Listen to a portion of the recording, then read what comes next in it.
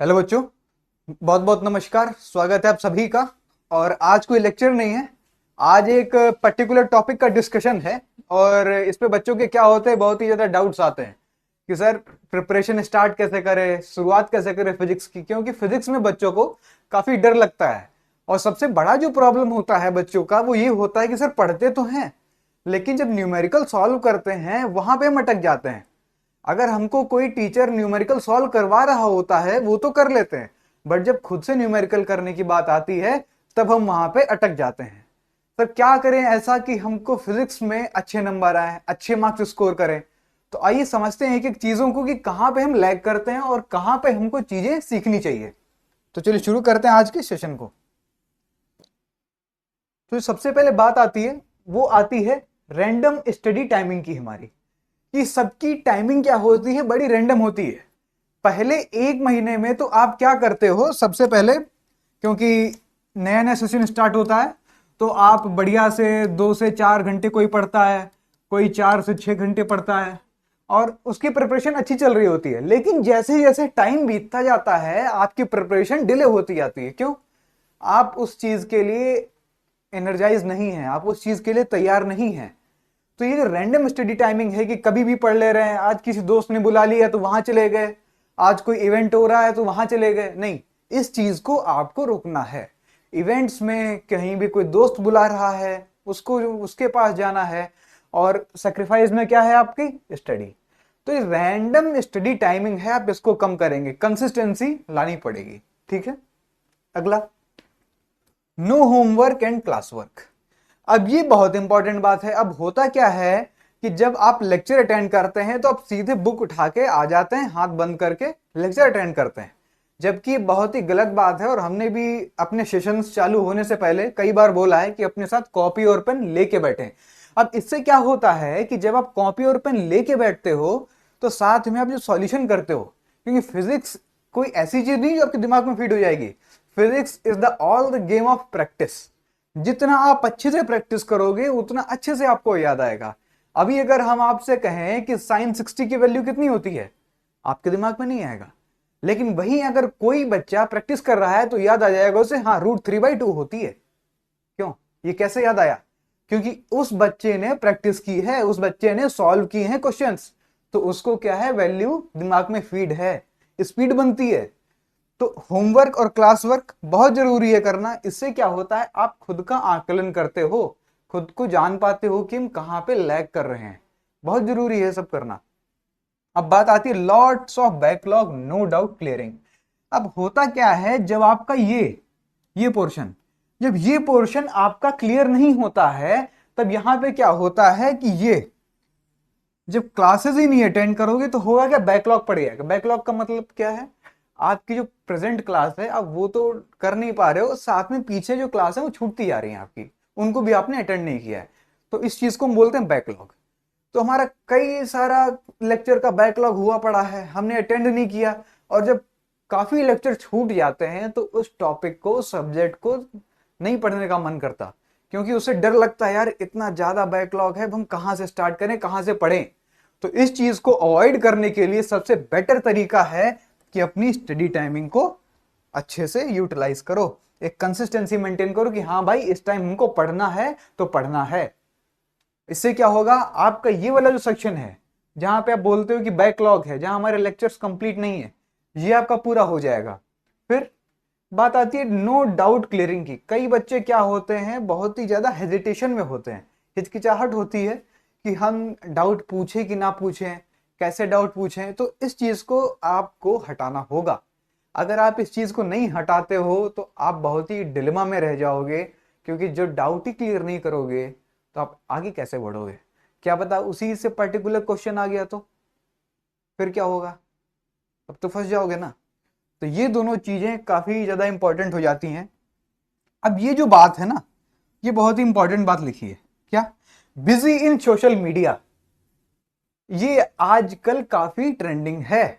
अब बच्चे इसका रीजन देते हैं, सर थोड़ा सा माइंड फ्रेश करने के लिए। ठीक है, थोड़ा सा मीन्स थोड़ा सा, 10 मिनट 15 मिनट चलता है, लेकिन दैट थोड़ा सा टाइमिंग आपका बढ़ जाता है 1-1 घंटे, 1.5-1.5 घंटे इंस्टाग्राम स्क्रॉल कर रहे हैं। अगर मैं आपसे बोलूं कि आप किसी दुकान पे जाते हो, किसी दुकान पे आप काम करते हो और वो आपको सैलरी नहीं देता है, जबकि उल्टा आप उसे पैसे देते हो उस दुकान पे काम करने के लिए कि भाई साहब हम आपके यहां काम करने आ रहे हैं, हमसे इतने पैसे ले लो।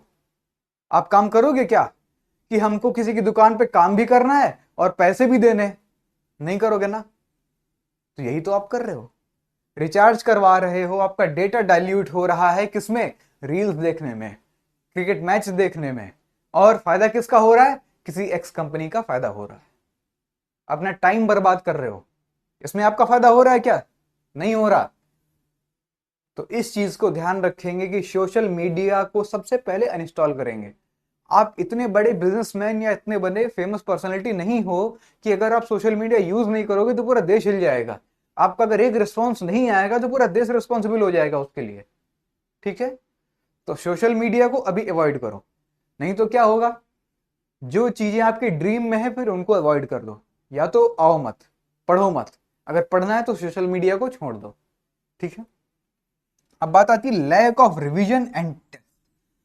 अब ये जो टेस्ट और रिवीजन है ये बच्चा नहीं करता। क्यों नहीं करता?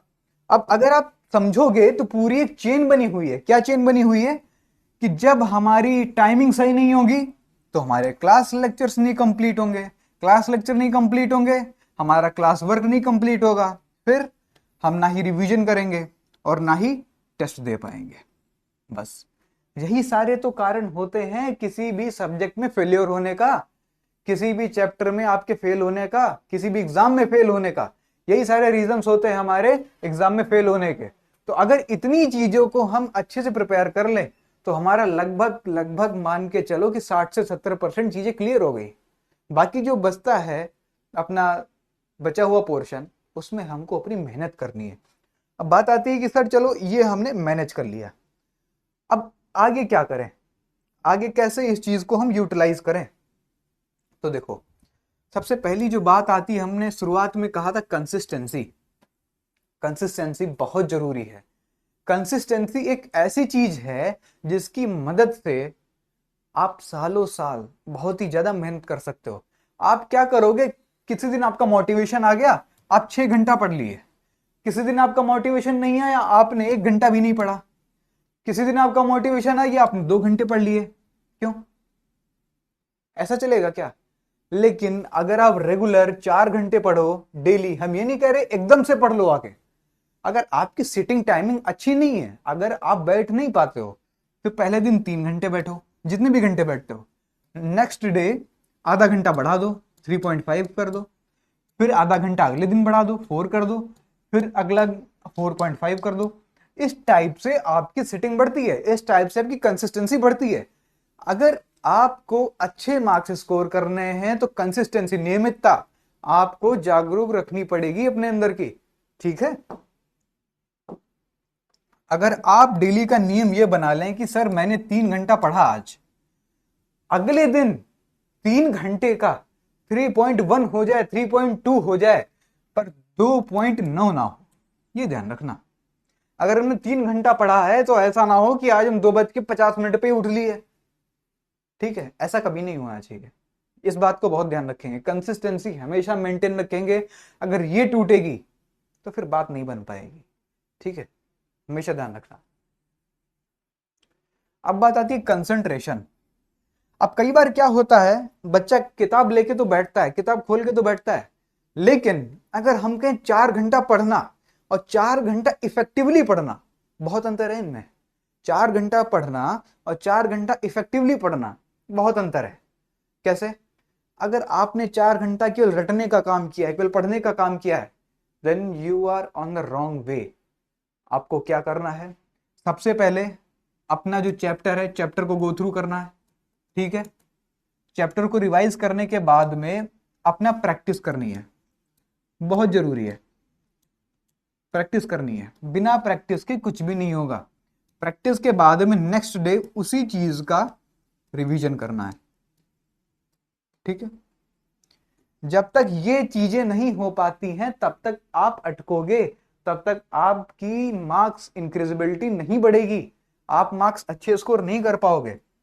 फिर अगली बात आती है हमारी प्रैक्टिस विद कैलकुलेटिव, मतलब कैलकुलेशन फास्ट होनी चाहिए, कैलकुलेशन बहुत अच्छी होनी चाहिए। और आपके एग्जाम में, जो नर्सिंग का एग्जाम है, अगर सपोज करो कोई बच्चा नीट के लिए देख रहा है तो उसके लिए उसमें कैलकुलेशन बहुत आती है, जेई में कैलकुलेशन बहुत आती है।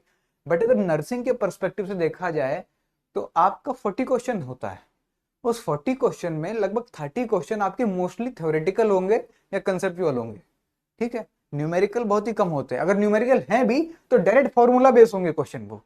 तो उसमें क्या है, अगर आपका ये वाला पोर्शन कैलकुलेशन और प्रैक्टिस बहुत बेहतर है तो आप अच्छा स्कोर कर जाओगे, ठीक है। तो प्रैक्टिस विद कैलकुलेशन बहुत इंपॉर्टेंट है, इसको ध्यान में रखेंगे। फिर बात आती है सेल्फ असेसमेंट। ये कई बच्चे इग्नोर करते हैं अपने भय के कारण, खुद को रियलाइज है लेकिन वो चीज देखना नहीं चाहते हैं। सपोज दैट कि आपका एग्जाम हुआ है और आपने एग्जाम दिया और फिर बोल दिया यार अब मुझे नहीं देखना, उसके सॉल्यूशन आया है मुझे नहीं देखना, मैं तो बस अब मैं जो करके आ गया हूं मैं करके आ गया हूं, अब जो भी रिजल्ट आएगा उसमें तो करेक्शन नहीं होगा। ठीक बात है, जो भी रिजल्ट आया उसमें करेक्शन नहीं होगा, लेकिन आपको पता तो होना चाहिए कि क्या गलती की है हमने। अगर आपको ये नहीं पता चलेगा आपने क्या गलती की है, आप उसको कैसे सुधारोगे? आप कैसे जानोगे कि ये गलती हुई है हमसे? कैसे जानोगे कि हमको ये सुधारना है, अच्छा करना है, हमको प्रैक्टिस करनी है? तो उसके लिए खुद का आकलन बहुत जरूरी है। देखो कि हम कहाँ पे कमजोर पड़ रहे हैं, हमको कौन सी चीज नहीं आ रही है। सपोज दैट पहला चैप्टर क्लास 12th का इलेक्ट्रोस्टैटिक, मान लो आपसे कोई क्वांटाइजेशन का क्वेश्चन आ गया था, आपको फॉर्मूला नहीं पता था क्यू बराबर एन ही होता है, और आपने उस चीज को ध्यान नहीं दिया और आपने उस चीज को याद भी नहीं किया। फिर जब नेक्स्ट एग्जाम में आप गए उसी टाइप का क्वेश्चन फिर से आ गया और फिर से आप उसको गलत करके आ गए।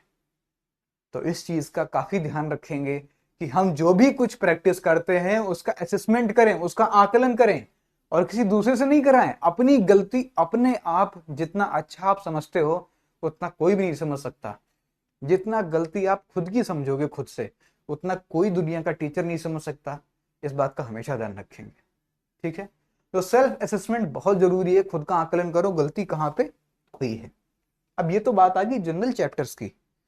अब बात आती है सर पर्टिकुलर फिजिक्स में हम कैसे अपने आप को बेटर बनाएंगे। तो हमने कहा फिजिक्स में अगर आपको बेटर बनाना है तो कुछ इतनी चीजों को ध्यान में रखना पड़ेगा। देख लो एक बार कौन कौन सी चीजें हैं। सबसे पहले clear all the basic topics. सबसे जो मेन रीजन आता है बच्चों की फिजिक्स के भय का वो यही है, बेसिक। अब बेसिक में क्या पढ़ना है आपको नोट कर लो साथ में। मैंने बोला था अपने साथ कॉपी पेन रखेंगे, नहीं है तो स्क्रीनशॉट भी आज ले सकते हैं। क्या? ट्रिग्नोमेट्री, ठीक है, ट्रिगोमेट्री और डिफरेंशिएशन,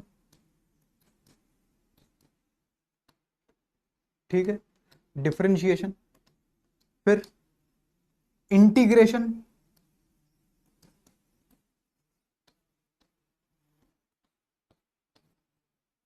ठीक, एंड कैलकुलेशन पार्ट,